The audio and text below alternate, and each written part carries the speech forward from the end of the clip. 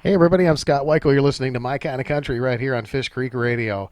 Buck Owens was not only a star in his own right, he was also famous for having one of the greatest bands in country music history. Each one of them were instantly recognizable to their fans, and there were many different musicians that were members of the Buckaroos over the year, but it's widely accepted that the very best unit of this group was the mid-60s with the great Don Rich, Doyle Holly, Tom Brumley, and our guest tonight on My Kind of Country. Please welcome wonderful Willie Cantu. Willie, how are you? Doing very good. Thank you, Scott. Oh, it's a pleasure to have you on the show. We appreciate you coming on very much. Well, You're quite welcome. you had a very auspicious beginning to joining the Buckaroos. Tell me about that story. Well, I'm from Corpus Christi, Texas, and I was 17 years old at the time when I met Buck in the band. But I had been working at this club, the Maverick Club, in North Beach, and it was a new country and western club in town. And it was also my very first job playing country music. I was grew up listening to Tex-Mex music, and then through being in the school band, I was into, of course, the marching band and all that, and got involved and interested in jazz music, which was popular music at that time. We're talking early 60s, okay? Uh-huh. And so that was my motivation for wanting to become a drummer, basically, especially a drum set player, was jazz. And I didn't really listen to country music at that time and didn't really care for it that much until I started working at this club, the Maverick Club, and it was a job.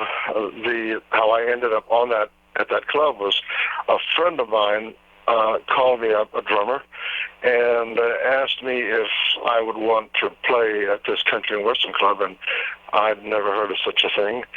And so he explained basically what it was, and I wasn't very familiar with the music. Mind you, I had heard some country music through the years on the radio and stuff, but it just really didn't appeal to me.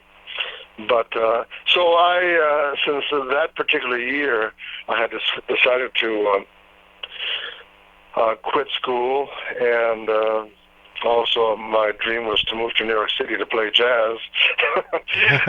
At 17, I was still in town and working professionally locally, and so I did all types of music in regards to. I had become professional by that time, and I joined the Musicians Union, and so I didn't turn any job down because any experience was good experience. You bet, yeah. Especially at that time, and so I really didn't have too much time to think about accepting. I just went ahead and said yes to my friend about playing at the Maverick Club. So I started there, and I didn't know really what to make of it because the style of the band that was there was more an older style. I would say, in thinking about it now, it was more like the early 50s style of country music, what I'm remembering. So anyway, I did my best to kind of fit into that, and everyone seemed happy with that. And I was there. I started there maybe in October of 1963, and on the jukebox was music by Jim Reeves, Ray Price, and Buck Owens. And those are the three that I remember that stood out to me that I enjoyed listening. Mm-hmm. And I wondered why the band that I was with didn't sound like that or played like that, or did any of those songs. I think the band that I was in was a little bit behind the times at that particular time. But anyway, it was all new to me, and so I just did my best. And so they started bringing different artists from Nashville or Texas. I remember. Charlie Walker was one of the very first people they brought in as a guest on a weekend, and we backed him up, and that was enjoyable. And then they brought in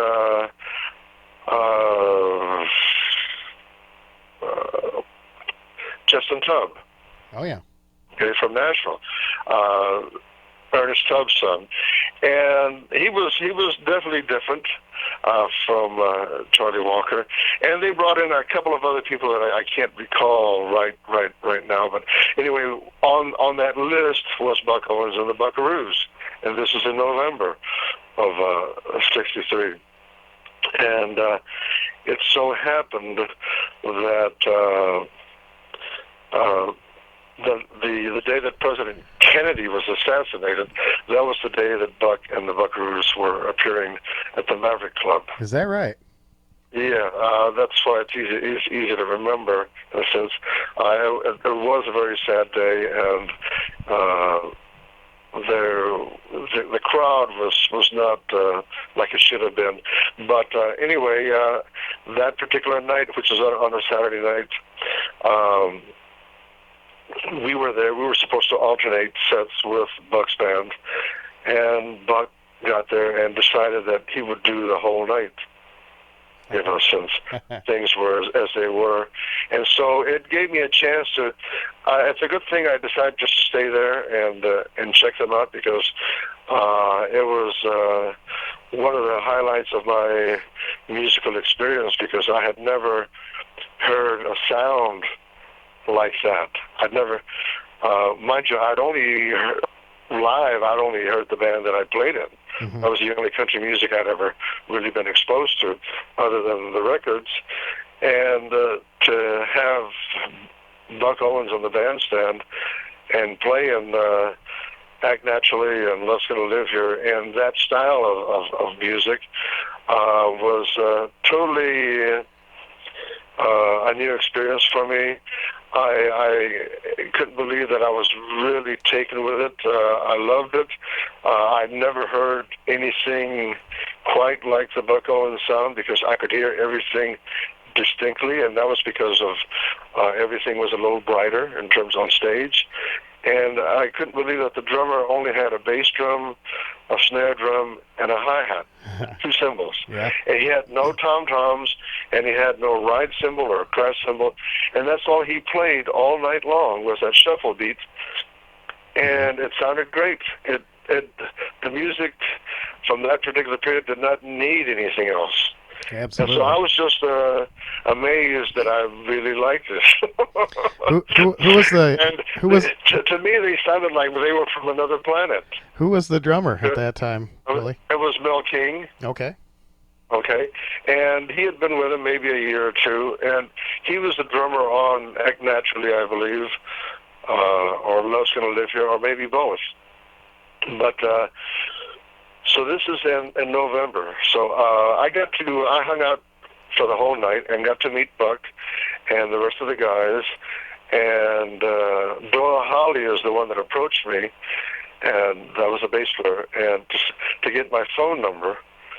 And he explained that he and Don Rich and Mel King had come in the previous night. They got to town early, and usually when they did that, while they were on the road, they would go out and check out the clubs that they were going to be playing at and see what the band was like and what have you.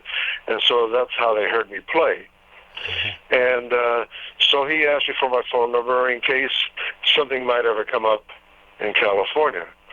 And I never really thought that I would ever want to move to California. My dream was to move to New York City. So anyway, so that happened, and like I said, I met the rest of the guys, Don and everyone. But Doyle was the only one that I had any kind of conversation with. And after that night, I really didn't think much about it. And within a couple of weeks, I got fired because the one of the waitresses had a husband that was a drummer, and he was in Houston. And I had met him before, and he was a lot older than I was, and I knew he was a really good drummer. And so they decided to hire him because of his wife, and so they let me go. And I was fine with that. I wasn't that attached to the job. And so I was still, in my mind, was I'm going to New York City next year. And so a couple of months passed, and I received a call in the last week of January of '64, and it was Buck, and asking me if I would want to join his band. Wow. And I was surprised because he had never heard me play. And I later found out that it was Don Rich that really recommended me highly for the job.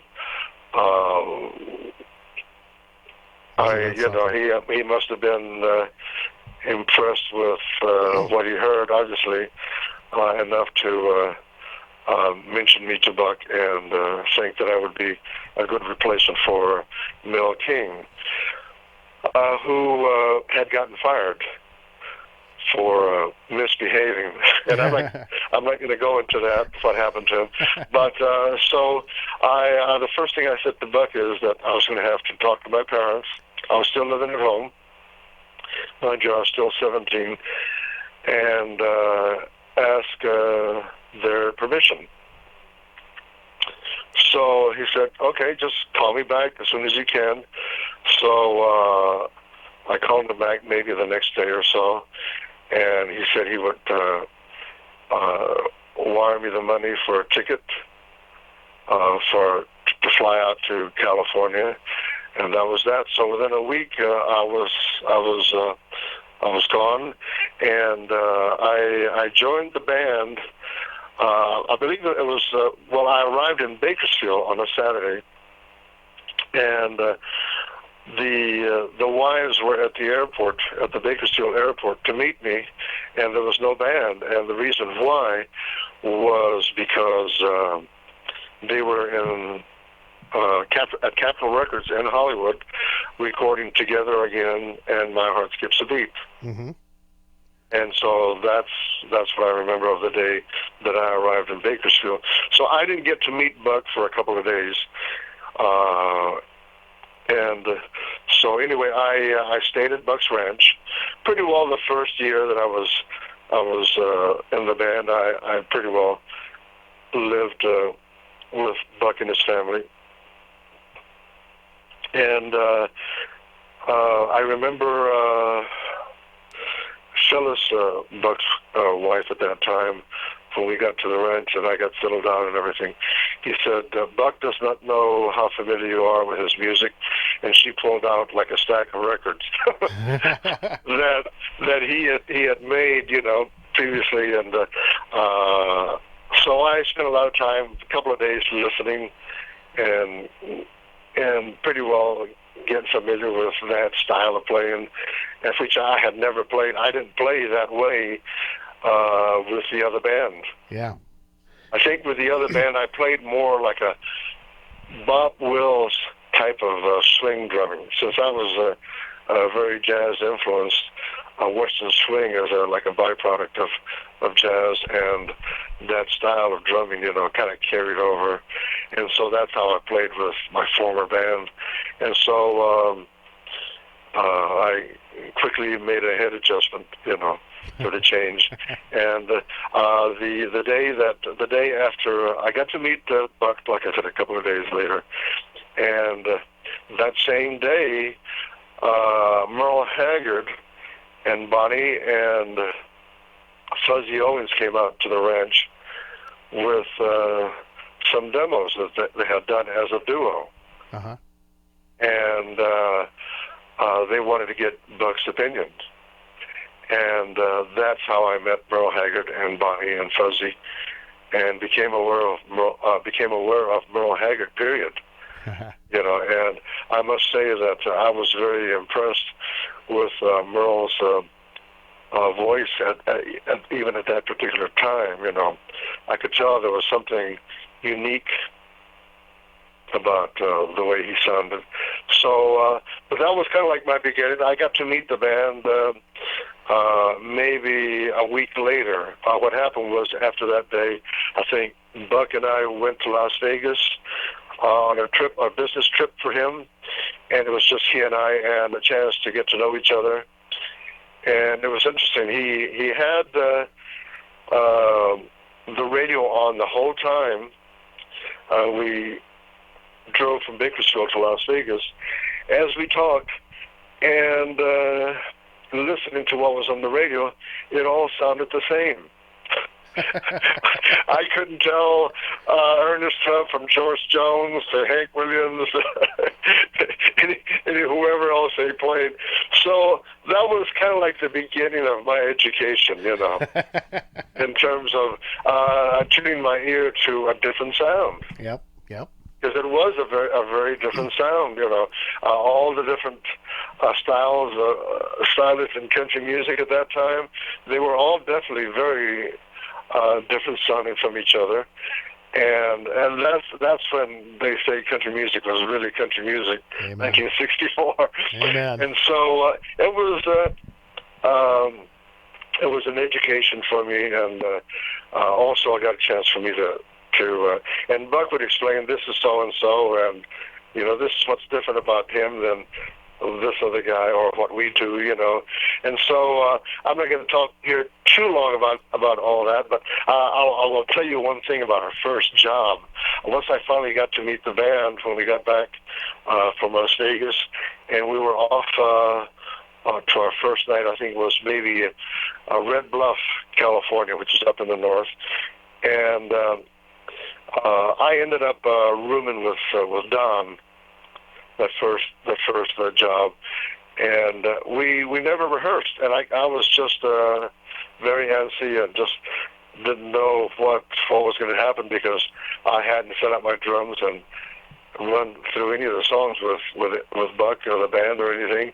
And so Buck comes into the room just to make sure we were ready to, everything was okay with a new drummer and ready to go play at this club. And he turns to me and he says, I said to him, actually before that, I said, well, Buck, is there anything that I need to know? Because we hadn't rehearsed or anything. And that's when he turned on and he said, well, Willie, he said, there's two things that are important. He says, we play on top of the beat. And I did not understand what he meant. I was used to, I grew up with the concept of playing on the beat, mm-hmm. not on top of the beat or behind the beat, which I later found out what the differences were. But he said, other than playing on top of the beat, he said, if I don't like what you're doing, I will let you know. And so he leaves, and I immediately turned to Don and I said, what's he talking about, playing on top of the beat? And Don gave me that little grin of his and that smile, and he says, you'll find out. Once we get on the bandstand, he didn't say that, but that's what he meant. Once we get on the bandstand and start playing, I would know what either I would know or I wouldn't know. But I think Don trusted from what he heard me play in that other band in Texas to know that I would fit in. You certainly must have. and so because that's all that Buck was going on was his word, and also Doyle Holly's. And so we get to the job, and of course I'm all nerves, but we start playing. I don't even remember what that first song was, but I never looked back. Nothing was ever said about, well, you're dragging, you're not really with the program or anything. Buck never mentioned it. Nobody mentioned it.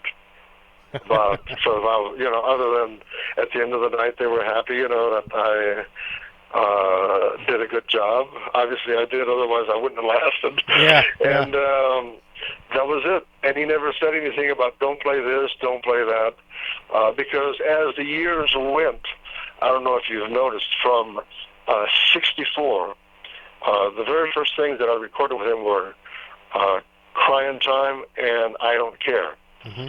That was like, this was February when I joined the band, so by June I was in the studio. Wow. Which is a total amazement for me.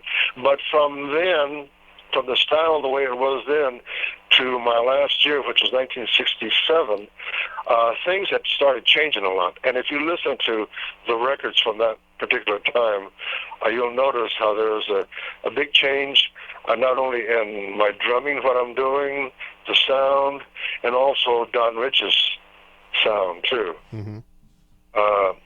We were the two main sound changers in the group. And stylistically, Buck's style was changing, so we had to change for that. Sure. That was what was happening. So, but I can say that it was a learning experience, but also a great experience because the guys were all great, traveling wise, and Buck, even though I was as young as I was, he always treated me like the rest of the guys. You know, he didn't treat me like a teenager or anything. And it was a great, not only musical experience, but also just life, learning about life. You know, from traveling with you know, a band. You know. Oh yeah, it had to be amazing being that young to all of a sudden you're on the road and you're seeing all these places and everything. What was the favorite place that you got to go and play with Buck? Well, that one's pretty obvious. I would say going to New York City, doing the Jimmy Dean show, and then doing the Carnegie Hall concert. Yeah. Which is also in New York City. And it was interesting because on the Jimmy Dean show, a lot of the musicians that were with the staff orchestra were jazz musicians that I was familiar with. I'll be darned. So I got to hang out with them. Well, the Carnegie Hall album is widely considered as one of the greatest country albums ever, and it's been reissued a couple times on CD, and then they released some unreleased tracks that weren't on the original album. And give me a little insight about that day. Now, New York wasn't necessarily a country music crowd. Was there some kind of nervousness with the reception you thought you would get there? Well, I think we probably all were a little apprehensive. And in talking to Buck back in 1999, as we were preparing, he called me to see if I would do this reunion. Mind you, Don had been gone for quite a few years by then. It was just Dole Holly and Tom Bromley and myself. And we talked about Carnegie Hall, and he wished that someone would have videotaped the show, you know, and to this day nothing has surfaced that you know, where somebody snuck a camera in and videotaped us. I wish somebody had, but that was one thing. But originally he told me that Jack McFadden, our manager at the time, had approached him about doing Carnegie Hall, and he really had no interest in it, especially in New York City. And so it wasn't until Jack, and this is what Buck told me, he said, you know, Buck, this is a big chance. He says, you know, you don't call them to play Carnegie Hall, they call you. You know, when they call you, you know, you better do something about it. Grab the ball and run, you know. Yeah. So he said yes, and so I still recall being on that stage because the first thing that came to my mind was being a jazz fan, and also Gene Krupa. I don't know if you're familiar with the name Gene Krupa. You bet. He was a world famous drummer from the swing era, which is the late 30s, that played with Benny Goodman. Yep, Gene Krupa. Benny Goodman. Gene Krupa. Well, it was one of the greatest. They played Carnegie Hall, and and also recorded an album. Mind you, there were a lot of other great jazz. I think Duke Ellington was there as well. I'm not sure if Count Basie was, but just walking onto that stage to set up my drums, thinking that I was getting to set up my drums somewhere close to where one of my heroes had set his drums. Oh, yeah. Back in the late 30s. Was just a very special moment for me. Oh, I can imagine. What kind of drum kit? What kind of drum kit were you playing? I was playing a Gretsch. Okay. A Gretsch drum set. And mind you, Gene Krupa's drums were Slingland, and that was my very first drum set. It was a Slingland drum set. But anyway, so that was very thrilling, and I kind of felt like really not worthy, because I'd only been playing drums for about 5 years, and here I am at Carnegie Hall. And I'll tell you a quick little thing. When I was in junior high school, our band director, Joe Medina, had said to us, he always said, he had one big sign behind him in the band hall, and it said "Think." Okay, and one of the other big sayings was "Practice." And he said, he said, in regards to, he was always trying to inspire us to do good, to practice, and the only way you do is just to practice. And he said, I never forgot that. He said, if you can make it to Carnegie Hall, you've made it. Wow.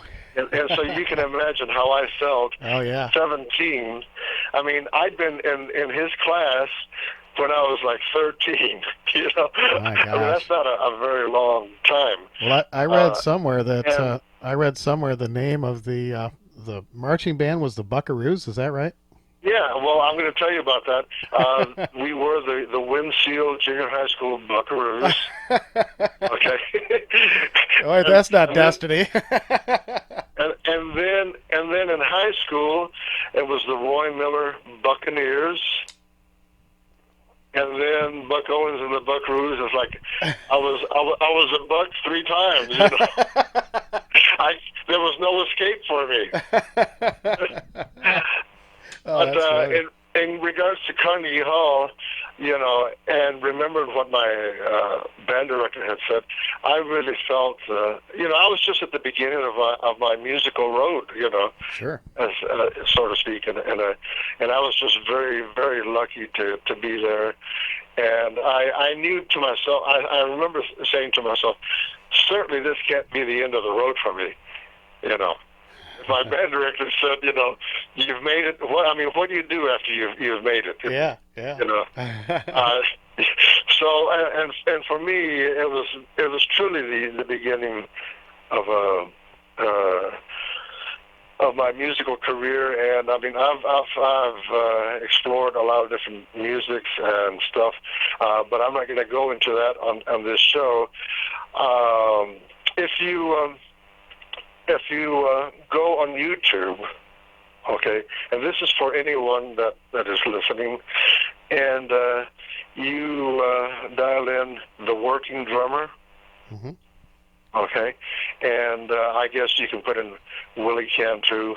It's a show, a local show done by local drummers, featuring different people, and I was featured on that show last September.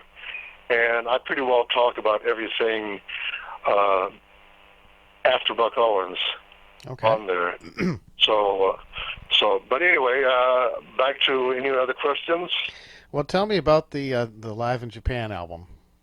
Well, I was going to say that's the other album. By then, you can tell that the music is changing by the way we're playing. It's no longer just that driving shuffle beat hi-hat and cross stick on the snare drum. I'm starting to use brushes. I'm starting to play on the snare drum differently. You can tell by the Tokyo Polka just how different Tom Brumley's instrumental. There was no way we would have done anything like that back in '64. Yeah. So I can't think of some of the songs, but the Buck style was changing by then. That was early 1967, which was my last year in the band. Wayne Wilson, who had replaced Doyle Holly, was in the band. Wayne was with us for a year, just about a year, and then he left and Doyle came back just as I was leaving, which was around September of '67. But going to Japan was definitely a great experience. And mind you, by that time, I had always had an interest in world music. And by then, I had already listened. I know I owned a couple of records of Japanese music. Koto. There's a string instrument called the koto that I had records of. And that was... so it was great to go to Japan and already be familiar with some of their music, Oh, absolutely. Yeah, absolutely. And it was exciting playing at the concert hall that we did, Kosenenkin Hall, because also my other jazz heroes had played there, and John Coltrane being one of them.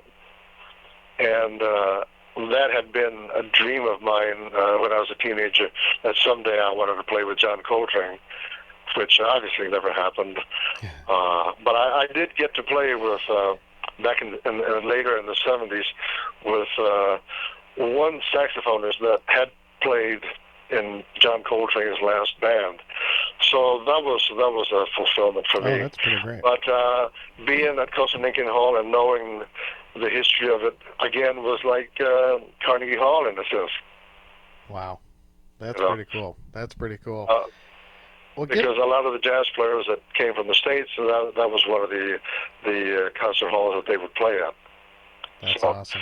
But that was a very exciting concert, I must say. Well, now a lot of musicians nowadays, and a lot of groups nowadays, they don't use their road musicians when they record albums, and of course Buck did. And how was it different recording than it was playing on the road? Well, recording, they wanted everything as simple as possible so they could get a good, clean sound. And mind you, the important thing was really the vocal, which made sense. But country music at that particular time was a lot simpler, and especially in recording techniques.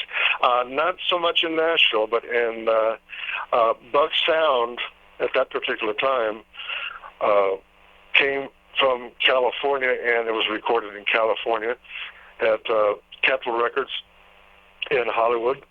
And so basically, even though I set up my full drum set with cymbals and tom-toms, very few times did I ever use the tom-toms, mainly more on instrumental, I think. Never used a crash cymbal. It was mainly hi-hat and cross stick on the snare drum. And the very first time I used the bass drum with my right foot was on Tiger by the Tail. Is that right? That was the very first time they recorded that sound. I'll be darned. Were you there when Buckaroo was recorded? Were you on that session? Well, I was the drummer on Buckaroo. Yeah. I was told that kind of came along as an afterthought. Is that right? Pretty well. Well, it was an instrumental that the session bass player that we always used, Bob Morris, he had written that tune, I believe, or co-written it with somebody else, and he suggested it to Buck because it was, and I don't know that we had already started working on it. I don't think that didn't happen until after Buckaroo. The thing about the Buckaroos having their own record, putting out a whole album, that came about because of the song, the tune that we played that became quite a popular tune, Buckaroo. Yeah. That's what triggered the Buckaroo albums, Well, you talked a little bit about Buck and how he treated you, and treated you as an adult, even though you were very young at the time. Tell me just a little bit about your relationship with Don and with Doyle and with Tom. Oh, okay. I didn't finish your question. Let me backtrack Oh, a I'm minute. sorry. Go ahead. You I'm asked sorry. about studio playing to Yeah. live playing. Live, it was pretty well a lot more open. If you listen to a studio recording and you listen to Carnegie Hall or live in Japan, you can tell the difference. Yeah. You'll be able to tell what I'm talking about. So in regards to my relationship to Buck and the fellows in the band, it was family, you know.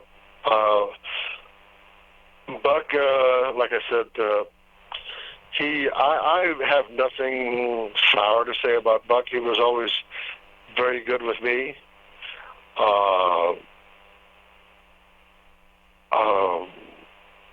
Never. A couple of times I asked his advice about a couple of things, financial, mind you, and he was very smart and very capable with finances, as you found out. Yeah. Oh, yeah. So other than that, we were always good. And I would say that Don and I became the closest. And the reason being is that we were the closest in age. Don was, I think, 5 years older than me. Mm-hmm. Okay? And I think the next in line was Doyle Holly. He was maybe in past his mid-20s. Tom Brumley was in his early 30s, and Buck was in his mid-30s. He might have been like 34 or 35 when I joined the band. And so that kind of gives you an idea in terms of the age differences. And so Don, being the closest to my age, we kind of gravitated to each other in that sense more than Doyle Holly or Tom Brumley. Mm-hmm. or Buck. And so usually in traveling, if Don was driving, I was usually his co-pilot. And if I was driving, Don was usually my co-pilot. Wow. And mind you, I didn't start driving until maybe I was like 18. I'd been maybe in the band a year or so before they actually let me drive. They had to learn to trust me first. I never had an accident. Of the whole time I was in the band, I never, even when we had the bus and I drove the bus, other fellows, and I'm not going to mention names, but I had accidents with the vehicles, and it could have happened to anyone, but thankfully it never happened to me. Oh, that's good. Buck never had to yell at me. Like I said, Don and I got really close, and we actually hung out together off the road. I would go over to his house and play him some of the latest jazz records. And so I think I was an influence on him in that department, opening up his ears to other music other than just the country people that he listened to. And I think it helped him develop a more open style through the years that I was there. We all kind of influenced each other in different ways. Now, you left the band in '67, and obviously, to be with your family, which I think is good priorities. Did you stay in touch with the other guys beyond that? Mainly Don is the only one that I really stayed in touch with. Mm-hmm. And I remember I was married to, when I was 18, I got married to a Canadian. Mm-hmm. Okay. And so, from Toronto, Canada.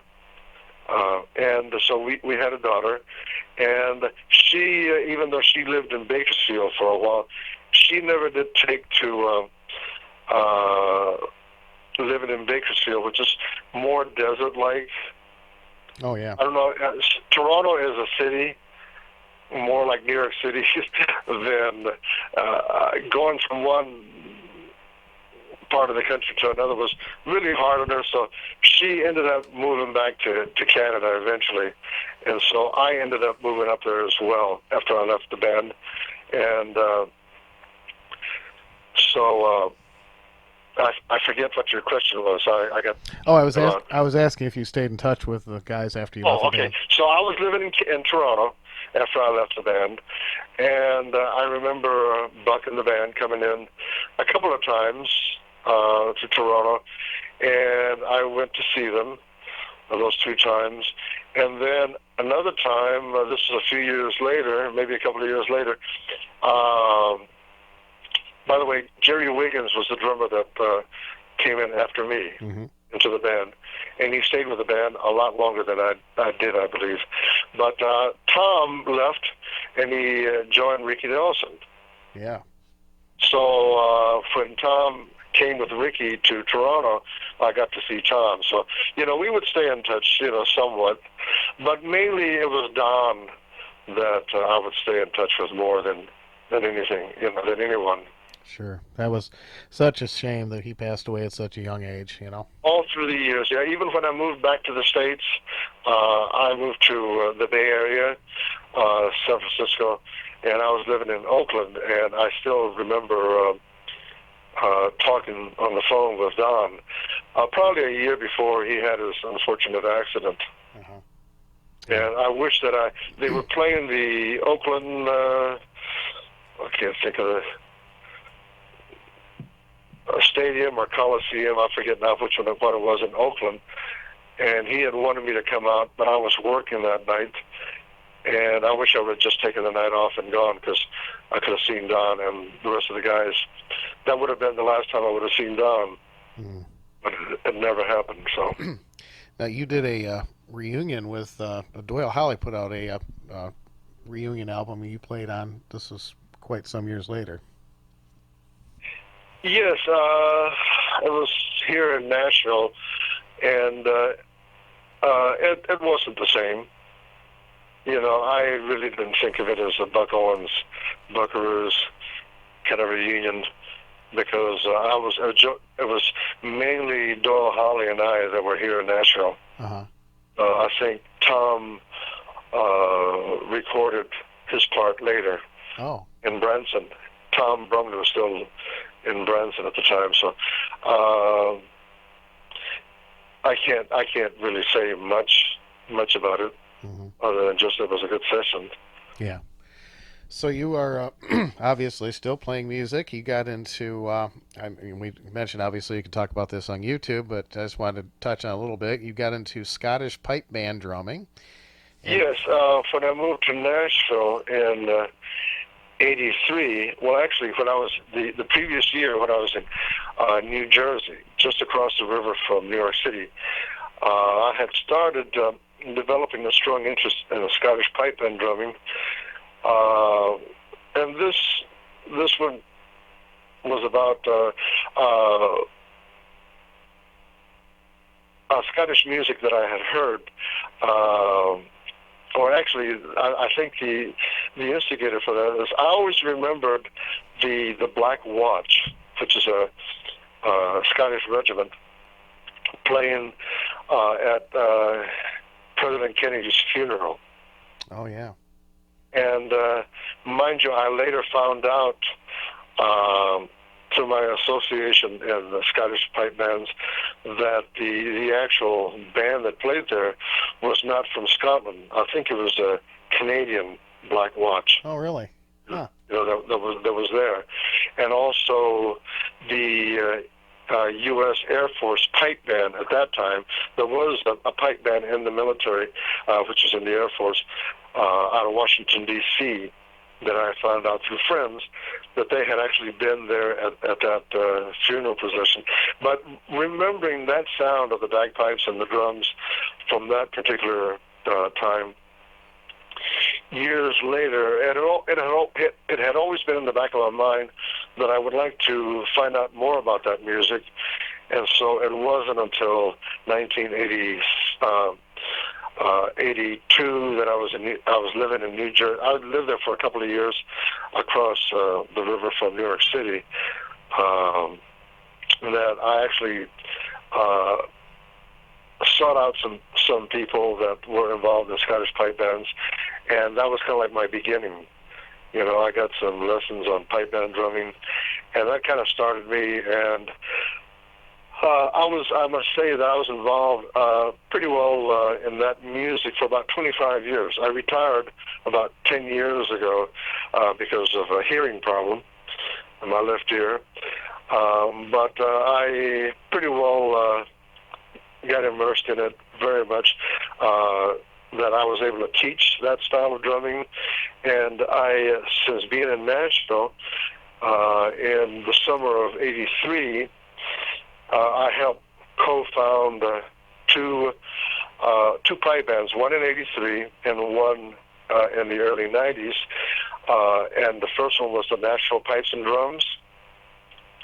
And I was the drumming instructor for that. Oh, wow. And also the Tennessee Scots Pipe Band. That was the last band I was in. Wow. And I corresponded through cassette tape and through phone calls with well-known drummers in that idiom from Scotland, in Scotland. Wow. So you can imagine what my long-distance phone bill was like Yeah. for a few years there. But I also, in my travels to Toronto, Canada, to visit my daughter and family, there was some well-known Scottish pipe band drummers that had moved to Toronto that I sought out and studied with. Wow, that's pretty amazing. And corresponded with while I was back home. And that's how I managed to pass on a lot of information to any aspiring young drummers that wanted to join the pipe band and learn that particular style of drumming. So that's really cool. That's really cool. Well, I want to thank you, Willie, for giving us a glimpse into that wonderful time of Buck Owens and the Buckaroos and all the wonderful stories and the great musical memories. And I thank you for all the wonderful music you've given us over the years. Well, thank you very much for listening. You know, it takes two. You can't just have the music. You got to have the people listening too. Amen to that. Amen to that. Well, we appreciate it. Thank you very much for having me on your program. It's been a pleasure. It was my honor. Willie Cantu on My Kind of Country as we continue right here on Fish Creek Radio.